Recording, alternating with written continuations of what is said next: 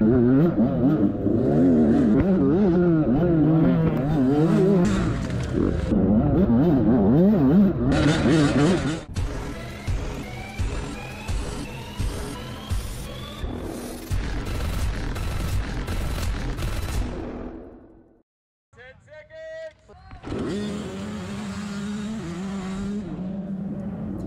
guys, welcome back to another video. My name is Ryder Siggety. I'm a factory support off-road Yamaha and pro racer, and I'm here with my dad. I'm also a 3-time GNCC national champion, and I'm here with my dad, Mike Siggety. Dad, say hello.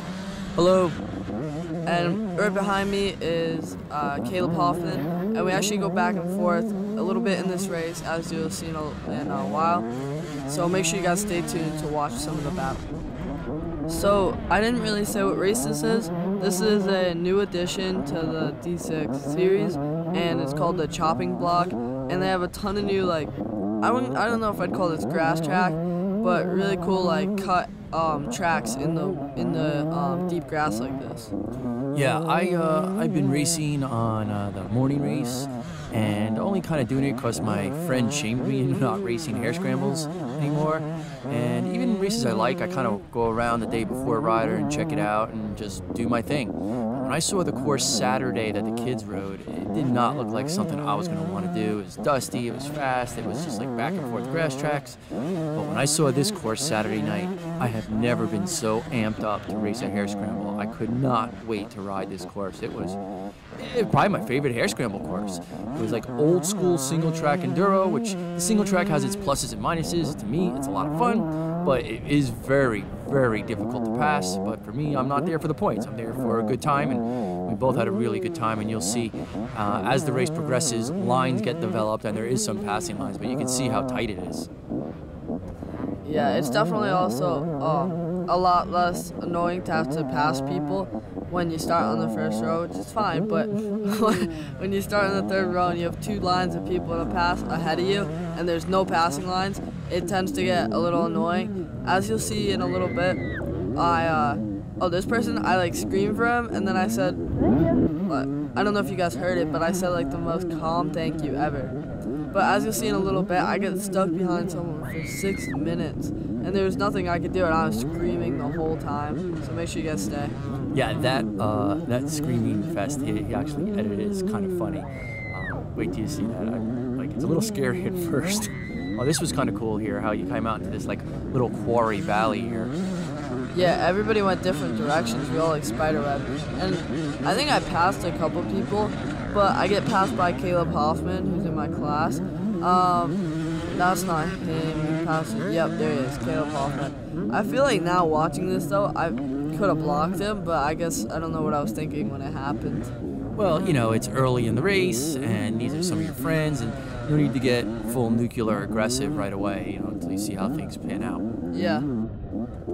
So there was 2 things about this race, well, actually a bunch of things, but 2 things that I can think of now that were really unusual. One is D6 Series was offering a $400 gift card to the overall winner of the morning race. Usually, you know, those type of big giveaways are saved for the afternoon race. $400 for first place, $300 gift card for second place, and a $200 gift card for third place. So, I mean, $100 is not like crazy money, but it's pretty good money when you go racing. I mean, that pays for your weekend. So that was pretty interesting, and that was really the main motivation for me to get Ryder to race the morning race, because he wanted to race the afternoon race with most of his friends, or some of his other friends, I should say. But it brought out a lot of, and by the way, sportsmen, I was in the same race with Ryder. Sportsmen were not eligible for that. So basically a lot of schoolboy kids came out. Matter of fact, when we were at the starting line, I heard somebody at a sign-up radio to the D6 people saying, hey, we're getting a lot of schoolboy 1 and 2. You may want to create 2 more lines, 2 lines for schoolboy 1 and 2 lines for schoolboy 2. Someone on the ground. So we didn't know who our competition was going to be exactly, but we did know that some fast kids showed up that maybe would have raced the afternoon race, and we're going to get into that in a little bit. You'll see that in a minute. And by the way, I say this every video, so I apologize if I sound like a broken record. Oh, a little jump here, by the way. But if you could please like, subscribe, and comment. Like, even if your comment is like, I'm just commenting because you keep bugging me to do it.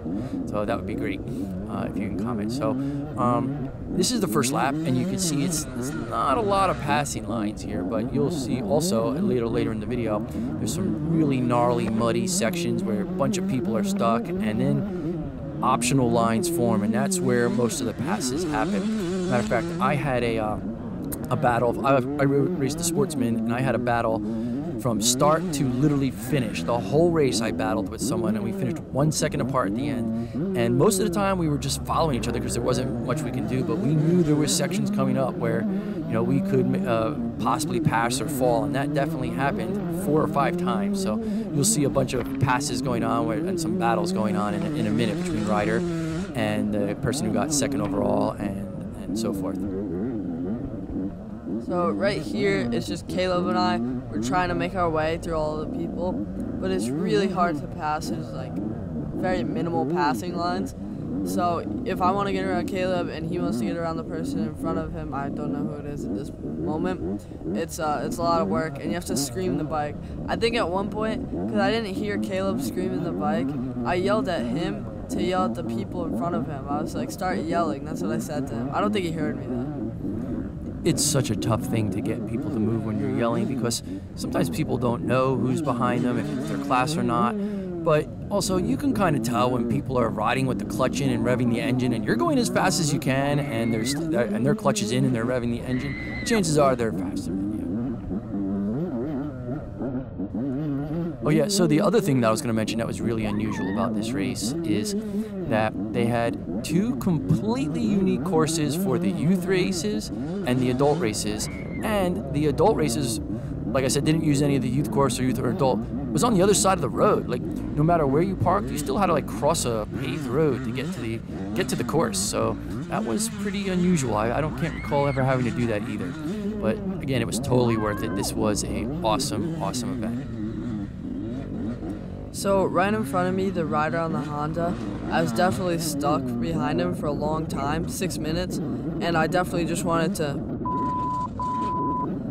So it just shows you one of the ways how people can hold you up for so long in this race because of the minimal passing lines. And it definitely could have had a huge effect on my race, not being able to pass this person for so long.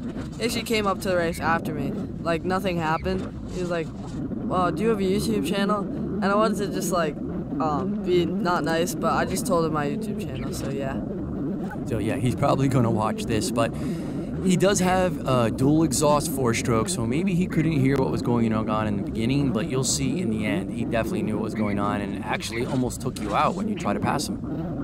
Yeah, right. He goes to the right, and I try to pass him, and he just like kind of throws his bike in front of me. And I was like, at this point, I wanted to hit him a little bit, but obviously I didn't, because I would never do that. But I just went around him, and I was back on the track behind Caleb. Look at that roost that he just threw all in my face. It did not taste good. Yeah, and when you say hit him, you didn't mean like punch him, of course, like run over his bike or something, but of course you wouldn't do that, and I wouldn't do that either. We just don't do that when racing dirt bikes. But hey, you're trying to win a race here. You're trying to go your max speed. You know, there's 400 smackaroos on the line here, and a lot could go wrong if the person just never moves out of your way. So I don't know if you've ever been stuck behind someone for as many minutes as that was. I forget, it was like 6 or 7 minutes. But at some point, you just can't yell anymore. Like, yelling uses energy, and after a while, if it's not doing anything, you can't yell anymore, and you just gotta like wait till something bad happens. And listen to this crazy yelling fit that Ryder has, and this is basically just when following that one other rider, which again, maybe at first he didn't know what was going on.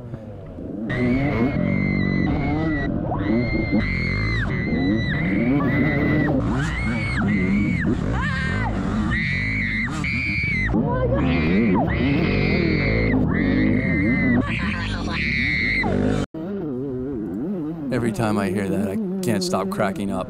But Ryder said, don't call it a yelling fit, call it a yelling compilation, which is true, which is what it was. And when he originally started to make it, he just grabbed any yelling anywhere, but ironically, it basically did come all from that one, mostly from, or the easiest place to grab it was from that one person. But you tell me, what in a comment, what do you think he sounds like when he's yelling like that? I can't decide if it's a girl who isn't getting her second ice cream cone, or what was the other thing I thought it was? I thought it was a pig.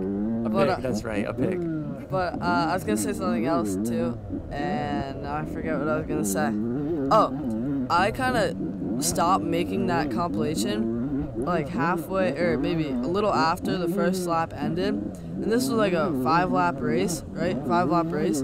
Yeah. So there was a ton more yelling. Now I just stopped putting it in, but there was definitely a lot more than that. So we had another really funny experience over the weekend. I realized like late Saturday night that we were going to need someone since we were both racing the same race. Like normally I would pit for him on an important race, but it just looked like so much fun I had to race it. So I texted my wife like in the middle of the night saying, can you please come and help us run a pit board? So she, first thing in the morning, got in her car and drove 2 hours to come pull the pit board, which was really nice of her, and it was great having her around. But the funny thing is, like, one of Ryder's friends said, hey, was that woman your... Stop tickling me. He's tickling me while we're talking here. He said, was that woman your mother? And he said, yeah, why? And what did the person say? He said that everyone thought that I was momless because my mom doesn't ever come to the races. I thought that was kind of funny, so we've been busting our chops about that a little bit. So, like I said, Ryder wanted to race the main event, which I kind of wish he could do. And I guess after you race this race, you could race another race, but he also raced yesterday too. And by the way, he won the overall yesterday and the overall today and the $400 gift card, by the way. And not only that, like between all these sponsor payments and everything, this was like a $950 payout weekend for you? Yeah, $900 weekend for you. I think you gave me, what, $150? Was that it? Is that how much I get?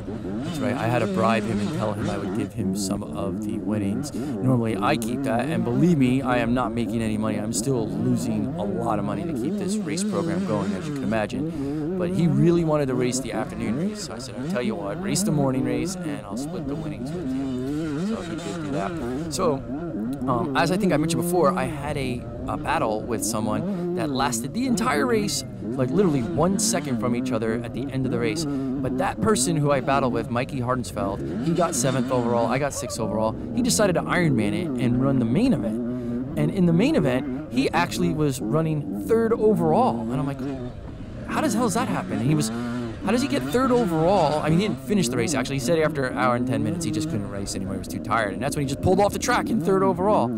And I'm like, okay, so if he got 7th overall and Ryder got 1st overall, where would Ryder have finished in the main event?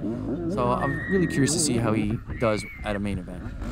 Right there, I just made the pass for first in class, and now I'm on the hunt for the overall lead. And right here, Ty Atkinson, he's in the overall, so my goal for the rest of the race is just going to be to try to pass him, knowing how hard it is to pass on this track.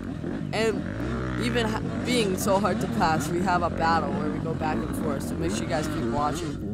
So I know Ty and his dad, and I know his dad for a long time, and they're both awesome people.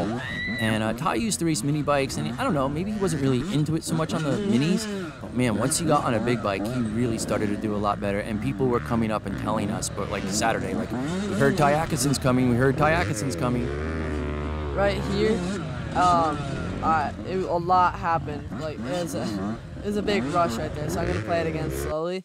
Ty is on the right, and he doesn't know where to go because all these are lappers.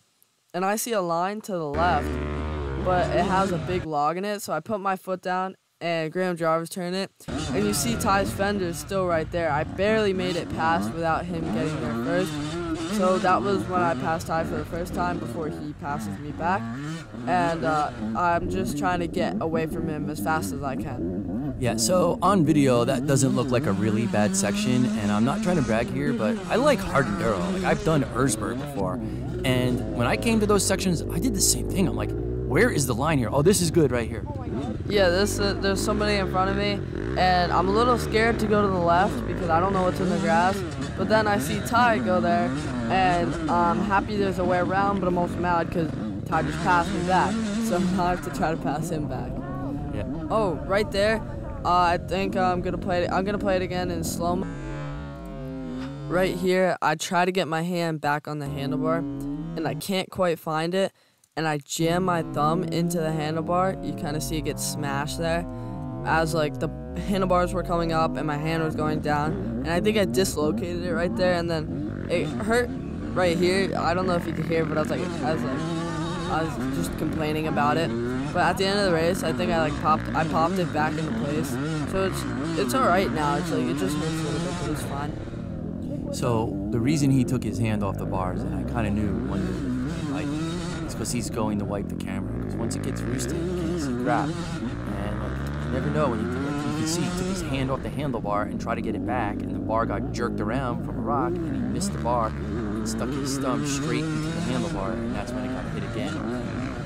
Pushed it too far back. He's not really complaining much about it now, so hopefully it's not a problem. But I did know that eventually wiping that camera is going to turn out to be an issue. Yeah, definitely.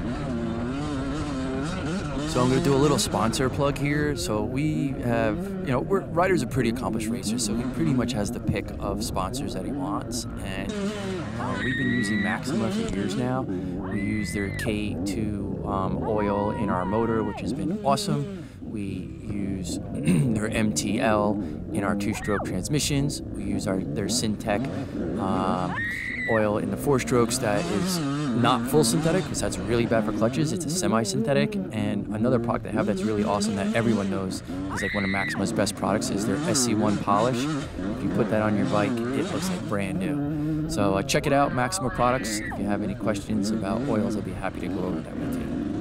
The SC1 smells really good too.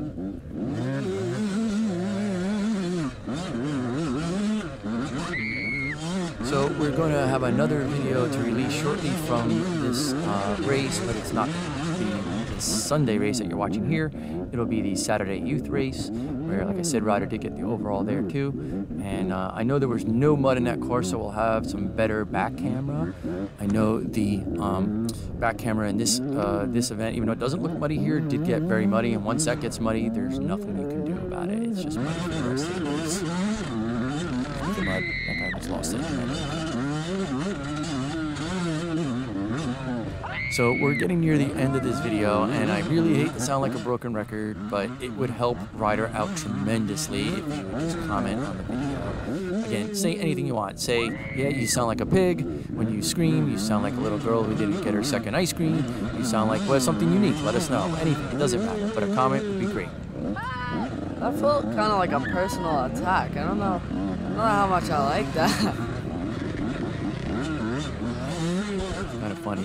So as you can see, the course is getting a little more beat up now, and this is where passes can happen. So actually, a more beat up course like this does make for better racing. You know, when it's all smooth, flowy, single track, it's very good to pass here.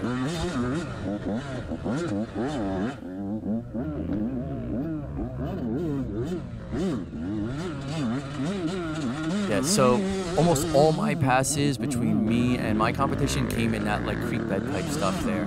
Once I did lose a front end, but like those creek beds were tough. They were really tough. It's hard to tell. Coming up is the pass where I made the pass for the overall on non-adjusted time lead. I think Ty makes a little bit of a mistake going up one of these hills, and I was able to just squeeze by him in between like a tree. Yeah, it's coming up. So Ty was on the Ty Atkinson, by the way. I know he got 5th overall in the main event at a D6 event about a month ago, so he definitely goes really well. And his dad was not racing today, which is very good for me because his dad is really fast and closer to my age. But Ty was on the line ahead of Ryder, so Ryder knows as long as he's with him, he's beating him. Oh, right there is where he made the mistake, right? And it was slippery there. That guy was stuck too. But you don't know who else is in the race. You don't know if there's people who started behind you that could be leading the race. So you always got to just keep pushing.